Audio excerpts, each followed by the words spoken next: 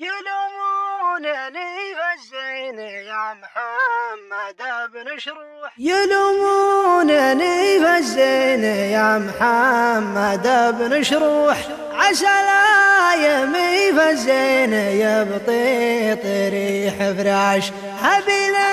يحسب ان الهوى تسليه ومزوح، وهو ما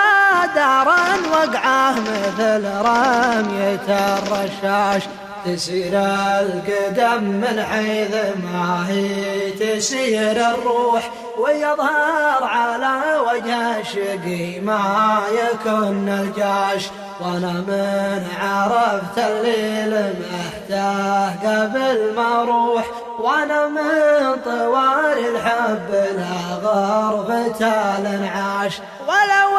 الثمن شيك على الراجح مفتوح، دفعته وانا ما همني دين ولا كاش، لكن الثمن في ذمتي تضحية وجروح، وقلب بكل شعوره الصادقه جياش، فلا ودي اسافر وانا ما معي مصلوح، ولا ودي يقعد واتحسف على المطراش، اخاف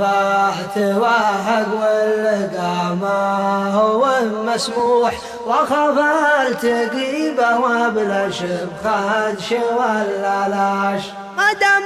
البحر لا شاطئ ولا الجبال سفوح، لزوما توقع في المساري وفي المغباش، يهون اني يسر الليل الاسود بلي يضوح، والاسر الليالي المنوره والنهايه ماش، كثير العرب راحت حياته ورا المملوح، ولا حصل الا راس ظبي ما فيه عراش، دروب الهوى تبغى لها واحد طحطوح، يموت بشرف ويعيش مبسوط كان عاش، وهذا اللي يبغاه يحصل يا بعيد الشوح، واذا ما حصل ابو المحبه لابو قطاش، علي اني يبني له بجوال فؤاد صروح، وحناه على ما قيل من شوكة المنقاش، عليه انه يخلي زهور